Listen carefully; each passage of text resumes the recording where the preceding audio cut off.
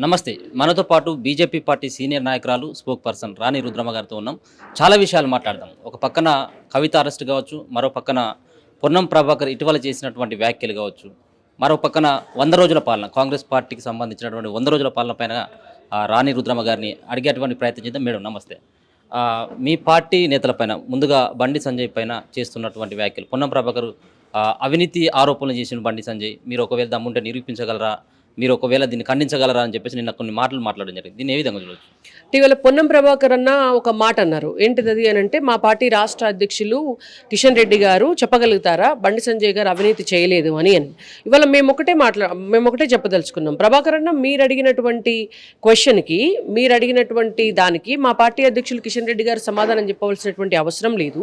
And మీకు certificate తీసుకొచ్చి మేము చూపించాల్సిన అవసరం లేదు. కానీ మేము అడుగుతున్నాం, ఇవాళ మీరు ఎన్ఎస్యుఐ విద్యార్థి సంఘం నాయకుడిగా ఉన్నారు కదా, విద్యార్థి సంఘం నాయకుడిగా ఉన్నప్పుడు మీరు పైసలు వసూలు చేసినారన్న ఆరోపణలు ఉన్నాయి. ఇవాళ ఏబీవీపీ లాంటి విద్యార్థి సంఘాలేమో పోయి జనం కోసం, విద్యార్థుల హక్కుల కోసం పోరాటాలు చేసి విద్యార్థి ఉద్యమాలు చేస్తుంటే, మీరేమో ఉల్టా అప్పుడు అధికారంలో ఉన్నటువంటి పార్టీ నాయకుల దగ్గర పైసలు వసూలు చేసినారన్న ఆరోపణలు ఉన్నాయి. మీరు వసూలు చేయలేదని చెప్పి ఒక సర్టిఫికేట్ తీసుకురండి ఫస్ట్.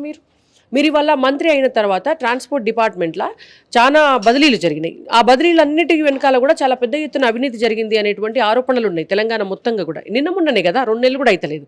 సో మరి ఆ అవినీతి మీరు చేయలేదు అని మీరు ముఖ్యమంత్రి రేవంత్ రెడ్డి గారి దగ్గర ఫస్ట్ మీరు సర్టిఫికేట్ పట్టుకరండి. మీరు మొదలు అది చేయండి. నేనేమంటున్నా అంటే, అన్ని వట్టిగా ఉన్నాయి లేని మాటలు మాట్లాడి అవినీతి ఆరోపణలు ఉంటే కేటీఆర్ మీ దోస్తే కదా. మరి మొన్నటిదాకా గవర్నమెంట్లు ఉన్నారు కదా వాళ్ళు, కేటీఆర్ గారు గవర్నమెంట్లు ఉండి ఆయన అదే మాట్లాడిండు. ఆయన బయట పెడితే అయిపోవు కదా. ఇవాళ మీ ప్రభుత్వమే అధికారంలో ఉన్నది కదా, మీరు మంత్రే కదా. మరి ఇలా మీరు బయట పెట్టండి, బండి సంజయ్ కుమార్ గారు ఏం అవినీతి ఆరోపణలు చేసినారు, అవినీతి ఆరోపణలు చేయలేదని కిషన్ రెడ్డి గారు చెప్పాల్సినటువంటి అవసరం ఏమున్నది. ఉంటే మీరు మొదలు ఉన్నాయని మీరు బయట పెట్టండి, ఆ తర్వాత కదా మీరు మాట్లాడాల్సింది. ఒక పక్కన దేశవ్యాప్తంగా 400 సీట్లు వస్తాయని చెప్పేసి మీరే చెప్తా ఉన్నారు పదే పదే. మరి తెలంగాణ రాష్ట్రంలో మీ పార్టీలో చాలా రోజుల కాంచి పనిచేస్తున్నటువంటి వ్యక్తులను పక్కపెట్టి పక్కనున్నటువంటి పార్టీలో నేతలని తీసుకొచ్చి వాళ్ళకి టికెట్లు ఇవ్వడం వెనుక అర్థం ఏంటి? దాదాపుగా 6-7 సీట్లు కూడా ఇటీవల నిన్న మొన్న జాయిన్ అయినటువంటి వాళ్ళకే ఇస్తా ఉన్నారు. దీన్ని ఏ విధంగా చూడొచ్చు?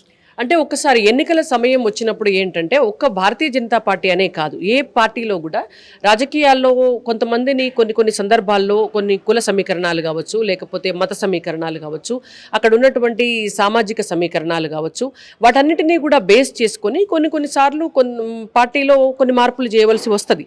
అప్పటి వరకు పనిచేసినటువంటి వాళ్ళకి టికెట్లు రాకపోతే డెఫినెట్గా వాళ్ళని కూడా ఎట్లా ఇంకొక వేరే ఇంకేదైనా పదవీ రూపంలో కానీ, లేకపోతే ఇంకేదన్నా ఒక అవకాశం కానీ ఇచ్చేటట్టుగా పార్టీ నాయకత్వం తప్పకుండా వాళ్ళతో మాట్లాడుతుంది. అన్ని సమీకరణాలు ఆలోచించుకొని వచ్చేటటువంటి వాళ్ళని మనం వద్దని అనలేము. కాబట్టి నిజంగా బలమైనటువంటి నాయకులు వచ్చినప్పుడు తప్పకుండా ప్రజల్లో కనుక వాళ్ళకి ఆదరణ ఉంటే వాళ్ళకి టికెట్ ఇవ్వడం ద్వారా కొంత లాభం జరుగుతుంది అనేటువంటి ఆలోచన పార్టీకి ఉంటుంది. కాబట్టి తప్పకుండా అవన్నీ ఆలోచించే పార్టీ నిర్ణయం తీసుకుంటుంది. మరో పక్కన ఏదైతే రేవంత్ రెడ్డి గారు ఆరోపిస్తూ ఉన్నారు, గల్లీలో ఉన్నటువంటి కేడి, ఢిల్లీలో ఉన్నటువంటి మోడీ, ఈ ఇద్దరి వల్లనే ఒక ప్లాన్ ప్రకారం మాత్రమే కల్వకుంట్ల కవితను అరెస్ట్ చేయడం జరిగింది. సానుభూతి ఓట్ల కోసమేమో ఒక పక్కన బీఆర్ఎస్ పార్టీ వాళ్ళ బిడ్డను అరెస్ట్ చేయించడంలో కీలకమైనటువంటి పాత్ర కేసీఆర్ది, మరో పక్కన బీజేపీ పార్టీకి బీఆర్ఎస్ పార్టీకి ఎలాంటి సంబంధం లేదని చెప్పేసి ప్రజలకి ఒక తప్పుడు సంకేతం ఇచ్చేందుకు మాత్రమే ఇటువంటి ప్రయత్నం చేస్తూ ఉన్నారని చెప్పేసి ఆయన కొన్ని ఆరోపణలు చేయడం జరిగింది. దీన్ని ఏ విధంగా చూస్తారు? కవిత అరెస్టు పైన మీ స్పందన ఏంటి? అసలు రేవంత్ రెడ్డి గారు చెప్పినట్టుగా కవిత గారిని అరెస్ట్ చేస్తే బీఆర్ఎస్కి సానుభూతి వస్తుందని ఎవరన్నా చిన్న పిల్లగాడు కూడా నమ్మతలేడు తెలంగాణలో. ఎప్పుడెప్పుడు అరెస్ట్ చేస్తారు అనేటువంటిది పబ్లిక్ డిమాండ్ తెలంగాణ రాష్ట్రంలో. అది ఎన్ఫోర్స్మెంట్ డైరెక్టరేట్ వాళ్ళకున్నటువంటి పరిమితుల్లో, వాళ్ళకున్నటువంటి సమయంలో, వాళ్ళకున్నటువంటి ప్రొసీజర్లో భాగంగా ఆమెను, వాళ్ళకి ఆ సమయం ఎప్పుడైతే నోటీసులు ఇచ్చినారో ఆమె పోలేదు, కోర్టు నుంచి వాళ్ళకు వాయిదాలు పడ్డాయి, వాళ్ళకి కరెక్ట్గా ఎప్పుడైతే ఆ సమయం అనుకూలించిందో అప్పుడు తీసుకొని వెళ్ళిపోయినారు. దానికి భారతీయ జనతా పార్టీకి మొదలు ఏ సంబంధం లేదనేటువంటిది మొదటి పాయింట్. రెండోది, నిన్నటిదాకా ఇదే రేవంత్ రెడ్డి గారు కవితను ఎందుకు అరెస్ట్ చేస్తలేరు, మీరిద్దరు ఒకటే కాబట్టి కవితను ఎందుకు అరెస్ట్ చేస్తలేరు అని మాట్లాడిండు. అరెస్ట్ చేసిన గంట సేపటికే మళ్ళీ మీరిద్దరు ఒకటే కాబట్టి మీరు ప్లాన్ చేసుకొని అరెస్ట్ చేసిండ్రు అని అంటే అదేమన్నా నాలిక లేకపోతే తాటిమట్ట? ఏమన్నా మాట్లాడాలి కదా. అంటే ఏం మాట్లాడుతున్నాం అనేటువంటిది ఆలోచన ఉండాలి కదా. మీరు మోడీ గారిని పట్టుకొని మోడీ కేడీ అందరు కలిసి చేస్తున్నారు అని మాట్లాడితే, మరి అలాంటైతే అప్పుడు మీరు ముఖ్యమంత్రిగా కావంగానే మోడీ గారి దగ్గరికి కదా మీరు పోయినారు.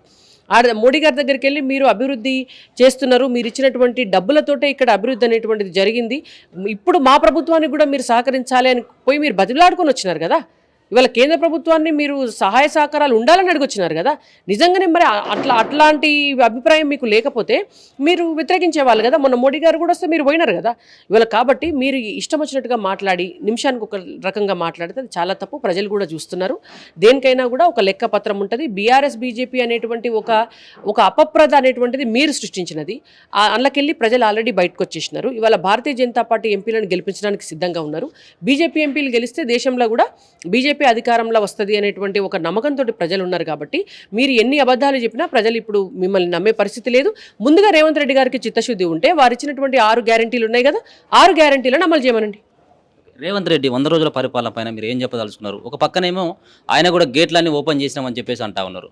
మరి ఆ గేట్లకు మరి వెళ్లేందుకు మీ పార్టీలకు వెళ్ళి ఎవరైనా సిద్ధంగా ఉన్నారని చెప్పేసి అనుకుంటా ఉన్నారు. ఒక పక్కన బీఆర్ఎస్ పార్టీ వాళ్ళని వాళ్ళు లాక్కోవడంలో సక్సెస్ అవుతా ఉన్నారు. నెక్స్ట్ బీజేపీ అని చెప్పేసి చెప్తా ఉన్నారు. దీన్ని ఏ విధంగా చూడవచ్చు? ఇప్పుడు గేట్లు ఓపెన్ చేస్తే లోపలికి కూడా బయటికి పోతాయి. అసలు జనరల్ ప్రొసీజర్లో ఏంటంటే గేట్లు ఓపెన్ చేస్తే ప్రాజెక్టుల గేట్లు ఓపెన్ చేసిస్తే లోపల ఉన్నాయి బయటికి పోతాయి. నీళ్లు బయటికి పోతాయి, బయట ఉన్న నీళ్లు లోపలికి రావు. కాబట్టి మరి వారు గేట్లు ఓపెన్ చేసినారు, ఆ గేటు లోపలికి వెళ్ళి బయటికి పంపినీక మరి బయట వాళ్ళని లోపల తెచ్చుకోనీక అనేటువంటిది వాళ్ళు ఆలోచన చేయాలి.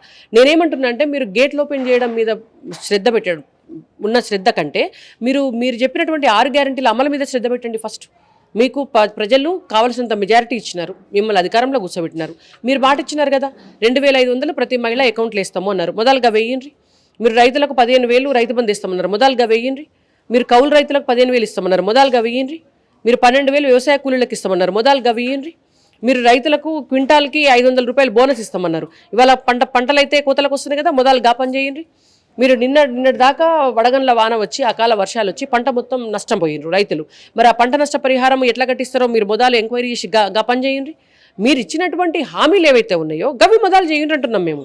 పని చేయకుండా నేను గేట్లు తీసినా, నేను తలుపులు తీసినా, నేను కిటికీలు తీసినా, ఇప్పుడు చూడుండ్రి, నన్ను చూడుండ్రి, నా కథ చూడుండ్రి అని అంటే ఇవాళ అట్లా కాదు కదా. మీరు మొదలు మీరు చేయవలసినటువంటి ముఖ్యమంత్రిగా ప్రజలకు పరిపాలన చేయండి. తర్వాత పక్క పట్లకి వెళ్ళి గుంజుకొచ్చుకుంటారా, ఇంకో పట్లకి వెళ్ళి గుంజుకొచ్చుకుంటారా అనేటువంటి అది రాజకీయపరమైనటువంటి అంశం. లాస్ట్ క్వశ్చన్, కేటీఆర్ గారు కొన్ని కామెంట్లు చేయడం జరిగింది. ఏదైతే ఏక్నాథ్ షిండే అవుతాడు, రేపు మళ్ళీ బీజేపీ పార్టీలోకి రేవంత్ రెడ్డి వెళ్ళబోతా ఉన్నాడు అన్నటువంటి వ్యాఖ్యలు, అది నిజమే అంటారు? ఇప్పుడు భారతీయ జనతా పార్టీ అభివృద్ధి బాగా ఉంటే భారతదేశాన్ని అభివృద్ధి పదంలోకి తీసుకుపోయేటటువంటి పార్టీగా ప్రజలు విశ్వసిస్తున్నారు. దేశంలో ఉన్నటువంటి అన్ని రాజకీయ పార్టీలు కూడా విశ్వసిస్తున్నాయి. ప్రజలు మాకు ఓటేయడానికి సిద్ధంగా ఉన్నారు. మా పట్ల వాళ్ళు ఆదరిస్తున్నారు. మేము కూడా సేవ చేయాలనేటువంటి దాంట్లో ఉన్నాము. 3వసారి కూడా అధికారంలోకి రాబోతున్నాము. వచ్చిన తర్వాత మోడీ గారి పరిపాలన నచ్చి ఇవాళ కేటీఆర్ గారు అన్నట్టుగా రేవంత్ రెడ్డి గారు కాంగ్రెస్ పార్టీలోంచి వచ్చినా, లేకపోతే కాంగ్రెస్ పార్టీ వాళ్ళు అన్నట్టుగా హరీష్ రావు గారు బీఆర్ఎస్ పార్టీలోకి వెళ్ళి వచ్చినా, ఎవరు వచ్చినా మా పార్టీ నాయకత్వం అప్పుడున్నటువంటి సందర్భాన్ని బట్టి నిజంగా వాళ్ళపైన ఎటువంటి అవినీతి ఆరోపణలు మరకలు లేకపోతే నిజంగా ప్రజాభిష్టం అదే అయితే తీసుకుంటారు. నేనేమంటున్నా, వాళ్ళు బీజేపీలోకి వీళ్ళు బీజేపీలోకి వస్తారని కోరుకుంటున్నారు, వాళ్ళు బీజేపీలోకి వస్తారని కోరుకుంటున్నారు. Let them come. మేము ఇన్వైట్ చేస్తున్నాం. మేము ఏ ప్రభుత్వం కూలిపోవాలని కోరుకోవట్లేదు, కానీ మా పార్టీలకి వచ్చే వాళ్ళని మేమేం వద్దనట్లేదు. కాబట్టి వాళ్ళు వస్తారని వీళ్ళు చెప్తున్నారు, వీళ్ళు వస్తారని వాళ్ళు చెప్తున్నారు. రానియండి, మంచిదే కదా. అందరం కలిసి ప్రజలకు సేవ చేద్దాం.